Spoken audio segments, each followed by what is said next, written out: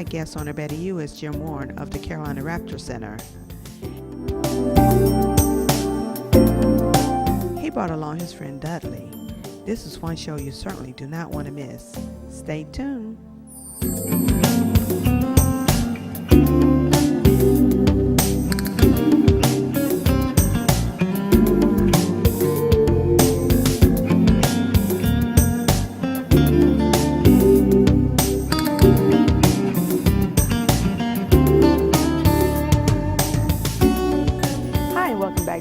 I'm your host, Cynthia Thompson, and today I have a great guest with me today.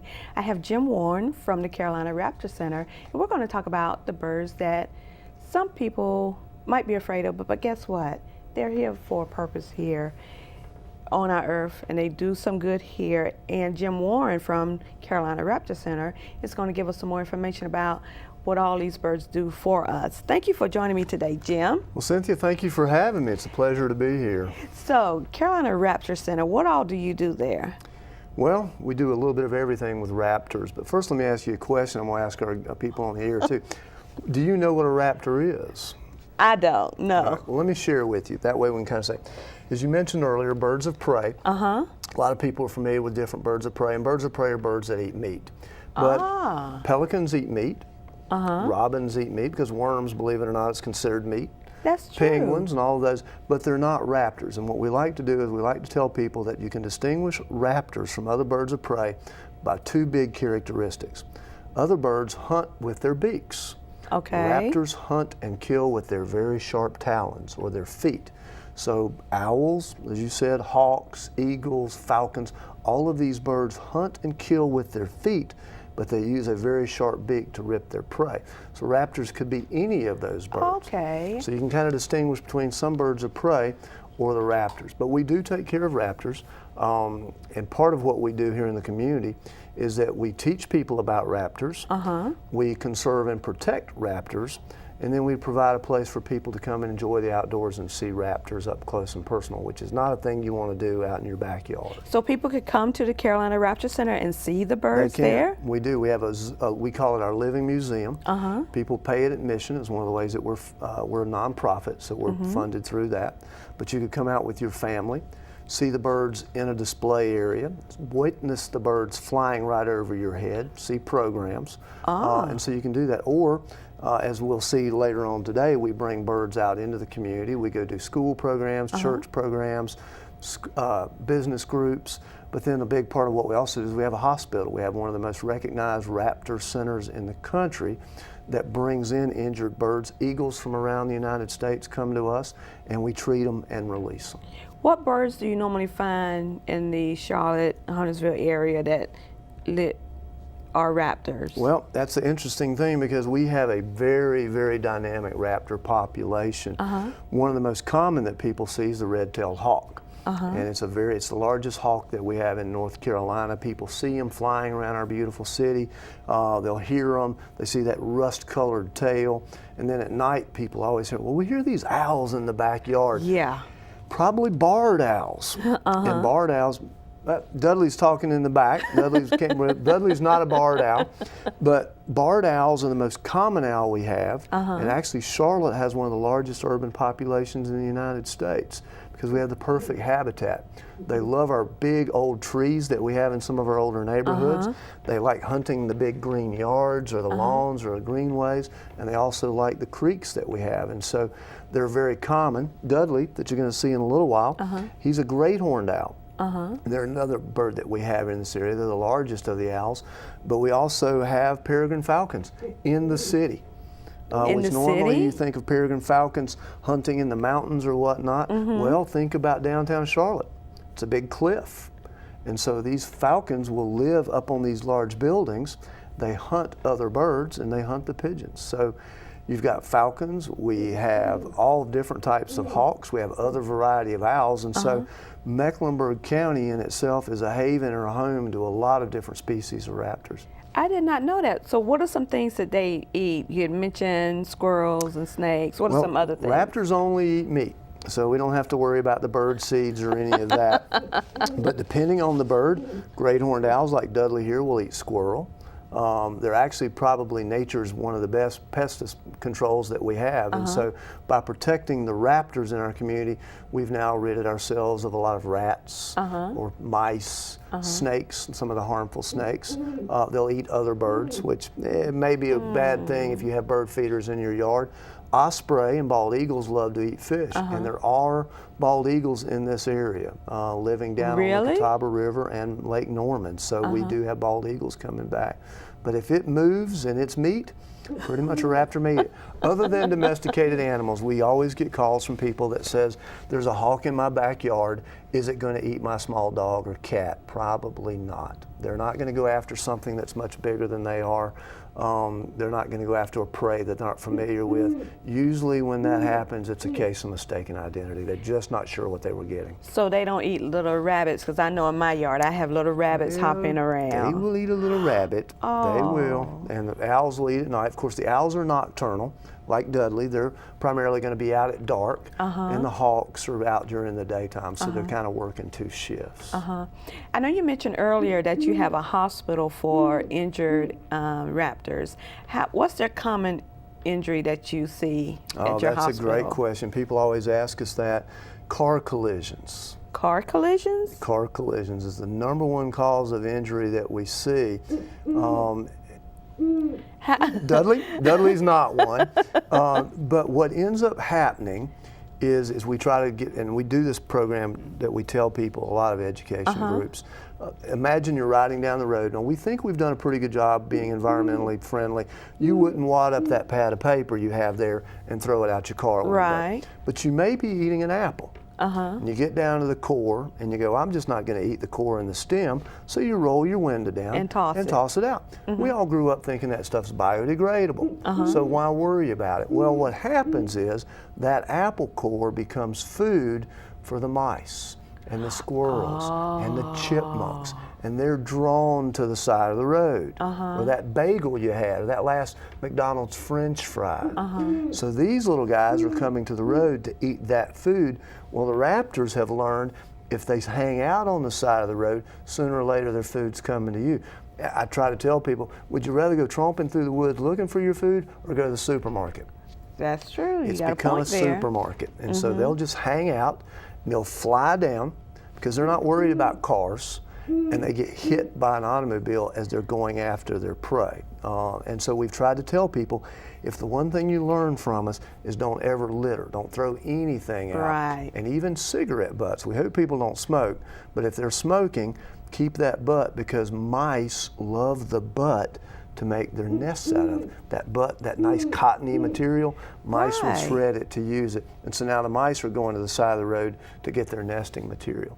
And if you're knowing what to look for and you're observant, especially if you're driving up I-77 between 85 and Sunset, there's a couple red tails. We're always flying back and forth. Vultures are another big bird that we have that get hit by cars. Of course, they're eating on the side of the road, and they're very important to our community because they're like nature's garbage cleaners. People always wonder, all that roadkill, well, who picks it up?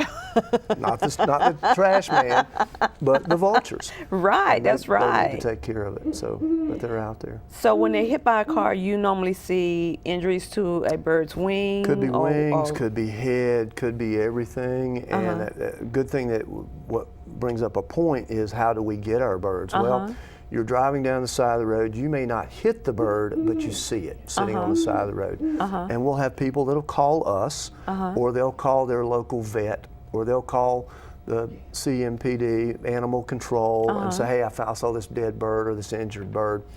Or they may just call us. They may know about us and say, that's a bird, I'm going to call the Carolina Raptor Center. We will either go out as staff or volunteers and try to find the bird, or sometimes we've had people, believe it or not, pick up that raptor, put it in a car, which isn't the smartest thing to do, and bring it up to us. Now, if you do call us, we can tell you how to do it safely to not injure yourself or the bird. But then the birds come to our hospital, and we have a vet, have a couple staff that are trained as rehabilitation specialists, and they'll take the bird into a trauma center, basically, with hundreds of volunteers that help us, and we treat it. We have a surgical suite, so the birds can go under surgery. We fix their broken legs, wings, whatnot, eye injuries. Hopefully, we can release them, and I'm happy to say we have one of the highest release rates of any center in the United States. That's good. Do you have to retrain them to live in the wild before you release them back out? That's a great point too. A lot of physical therapy, as much as when they're injured, they may, just like if you injured your leg and you weren't on it for a while, you'd probably have to go physical therapy before you could get up and move again. And so we work with the birds, we kind of make them fly. We have huge cages. If you can imagine a cage 100 feet long by 30 feet high, well, we fly these birds, almost giving them exercise over and over and over again until we evaluate them and think we can be released. One of the things we have to do is, it's sort of humorous to me, a lot of people like yourself may not find it, but we put them through what we call prey school. Prey school, We want to see if they can hunt and kill.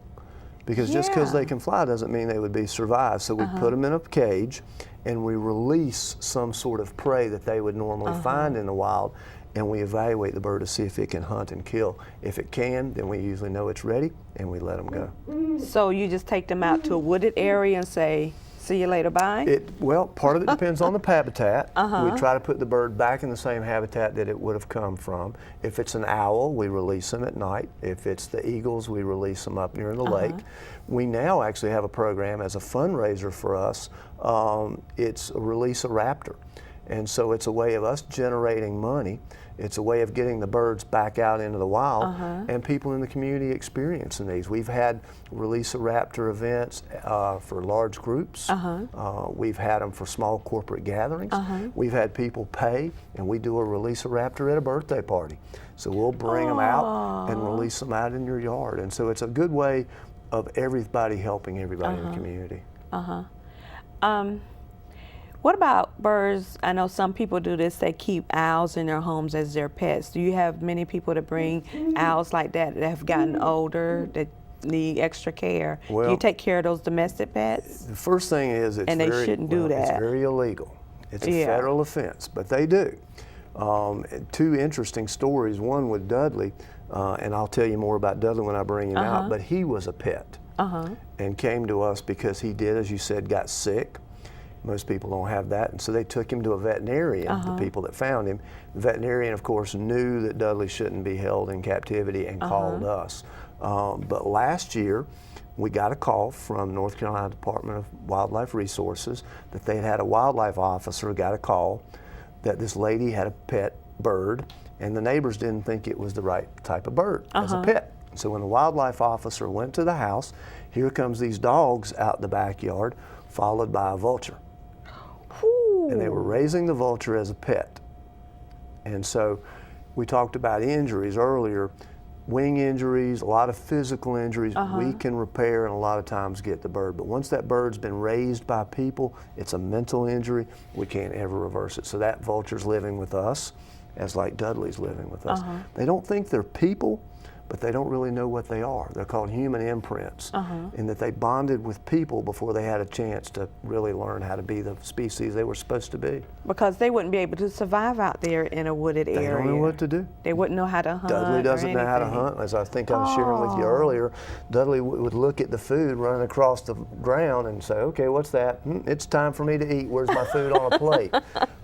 Clemente, our vulture that was brought to us, doesn't know how to react, wouldn't know what predators are, wouldn't know how to find shelter, wouldn't know how to find food. They just don't have the capacity to be able to be on their own. So a vulture, another bird or animal would eat a vulture? Could, yeah. Oh, really? Foxes, raccoons, coyotes, wild dogs, any of them would eat a bird like that on the ground. Because the bird wouldn't think, I don't know, this is going to try to attack me or hurt me. What other birds do you have there at the Carolina Raptor Center? Well, everything from the smallest of owls around this area, the screech owl, up to the largest, the golden eagle or the bald eagles. We have them there. Now, golden eagles aren't native to this area, but we do have some at the center. But we have all the variety of hawks, several varieties of owls. Again, these are birds that you can come see. Eagles. falcons, harrier, osprey. So we can show people the birds that we have here. And then we have some species like our Eurasian eagle owl that you can't see. They're not from around here, to An jokingly eagle say. owl? One of the largest owls in the world. Now when I bring Dudley out, I want you to look at Dudley's size. If you can imagine a bird that's pretty good bit bigger than this. If you're familiar with some of the Harry Potter movies, Yes. well, the Eurasian eagle owl is one of the big owls that has these orange eyes, unbelievably. They're huge birds. We have 2 on display at the center so people can come out and see these birds. They're gorgeous Where is, birds. you know, we've been talking about the Carolina Raptor Center. Where is this located? We are right in between Charlotte and Huntersville. We're in beautiful Latta Plantation Nature Preserve. We lease some property through Mecklenburg County Park and Recreation. We're very happy that they have a long lease with us. We have a 99-year lease with the county. But literally we're right up off of Beatty's Ford Road in the preserve. Took me 15 minutes to get here when I drove down into downtown Charlotte. And so very simple to get to, and while they're out in the preserve, they can enjoy everything else the preserve has to offer. And what's your website address? www.carolinaraptorcenter.org. And a contact phone if anybody wanted to call to see what you all have to offer. They can call there. our main number, 704-875-6521, and when they get to the main greeting, it'll tell them a number of different numbers to call depending on if they want information or if they have an injured bird. You can call that number and we'll kind of give you the steps on how to take care of that bird. You know, the whole time we've been here, we've been talking about Dudley. Yes. How about let's meet Dudley? I haven't met Dudley yet, so my audience is going to meet Dudley at the same time I am. So would you pull Dudley out? I am. I'm going to bring Dudley out. And if Dudley's going to talk to us some more. He might. Now, Dudley being the owl that he is, I'm wearing a glove because even though Dudley has been with us a long time, these are still very wild creatures. They're not pets. And we work together as a partnership, but Dudley's still a wild bird. Now, Dudley's one of the birds that goes and does a lot of programs with us, so he's going to be, you're going to be okay here with Dudley. So we're going to open this up. We're going to get Dudley out, and we'll see if we can get Dudley to talk a little bit. Step up. Step up. There you go.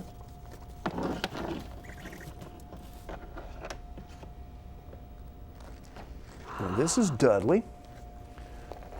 And it's like I said earlier, Dudley is a great horned owl. Now you see those big things sticking up on top of his head? Well, those are actually feathers. They're not horns. And so Dudley got that name by people really kind of saw these birds a long time ago. They're really feathers that are there as camouflage. And so Dudley, if you can imagine, this guy's going to be hiding out at night, waiting for his food. He's up against that oak tree or that pine tree here in Charlotte. He pops those little feathers up and he blends right in with the tree. So Dudley's prey never knows he's there. They fly silently. I like to call them the ninjas of the raptor world because they swoop in with almost no sound flying, and the only thing that their prey knows is when those big talons get into the meat at the end of whatever Dudley's hunting. But if you'll notice Dudley's eyes, they're built for that size because that way they'll be able to hunt at night. These guys are usually hunting around dusk and dawn. They're not the true middle of the night hunters, but you'll see them out there. They're also called tigers of the sky because they hunt at night, and there's not much Dudley'd have to be afraid of other than people. Now, I know it's kind of hard to tell the age of birds, but in the wild, Dudley would only live to be about 12 or 15 years old. Well, Dudley's been with us for 24 years. Whoa. And was 2 years old when he came to us. So Dudley's 26 years old. So he is definitely the senior representative of Carolina Raptor. He's an old pro, huh? He's been He on is a lot an of old shows. pro. A lot of shows, a lot of programs. Dudley's probably one of the most photographed birds we ever have. You can see him turning his head. Now, one of the questions people always ask is, can owls turn their head all the way around? It looks that way. It does. They can go 270 degrees. So if a complete circle is 360, they can go 270, which would be like for you going from your shoulder to the middle of your back. So they truly can see behind themselves. But Cynthia, they do that because they can't move their eyes. Oh, really? Exactly. So you and I are talking to each other, but we're moving our eyes and looking out the side of our eyes peripherally. His eyes are so big that he doesn't have muscles there to control them, so they're literally locked into place. And so Dudley has to move his head to be able to see. His eyes do not move. His eyes take up about 2/3 of his skull. Whoa. So they're huge. I'm going to put a little perspective. Great horned owl's eyes, this bird's eyes are as big as your eyes. So a great horned owl's eyes are as big as an adult human. Now look at my size, a little bit bigger than Dudley. If I was a great horned owl, my eyes would be the size of softballs. So they're very important to them. Also a great sense of hearing. Oh, really? Oh yeah, beautiful. They can hear extremely well. Actually, he can probably hear his, you want to talk for us? Oh, oh, oh. He could hear his prey actually before he ever sees it and is able to hunt with that hearing. And his ears are down here on the side of his head. And he uses that face almost like a dish, absorbing the sound, and all the sound goes in there and he's able to hunt with it. But yeah, Dudley was a human imprint.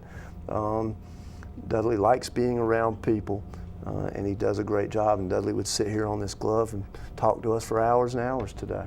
Now, earlier he was making a lot of fuss in that cage. Now he's not talking. Let's see if you can get him to He's talk. being a little bashful, I guess, and Yeah. he'll talk when he gets in there. Now, what'll happen is he won't say a word, and the moment we get back in the van and go back to the center, he'll start talking the whole time. And normally they're not active this time of day. They'd be active at night, but he was going, Dudley, oh. So he can tell that it is daytime even though we're in here and all this That night? may be one of the things that he thought by being in the kennel and being a little darker as it was night. Sometimes owls will do that, especially at the center. If it gets to be a real dark, it's going to be a rainy day, they'll start hooting up early because the darkness is hitting. It kind of throws their little natural timing off a little bit. But he's just checking everything out, seeing what's going on. So what are the things that Dudley normally eats during the day? Well, he eats once a day. We feed them at night. Oh, we just try once to a keep them day. on the same schedule that they would in the wild. We try to feed them the same sort of food that they would in the wild. So Dudley will get rodent, he'll get rat. In the wild, this bird would eat other birds, and so we give them chicks. We buy chicks from people that produce chickens. He may get an occasional squirrel if we have someone bring in squirrel to us. But in the wild, he would eat snake. He would eat smaller owls. He would eat skunk. Skunk? Yeah. If it moves, Dudley's going to try to go after it.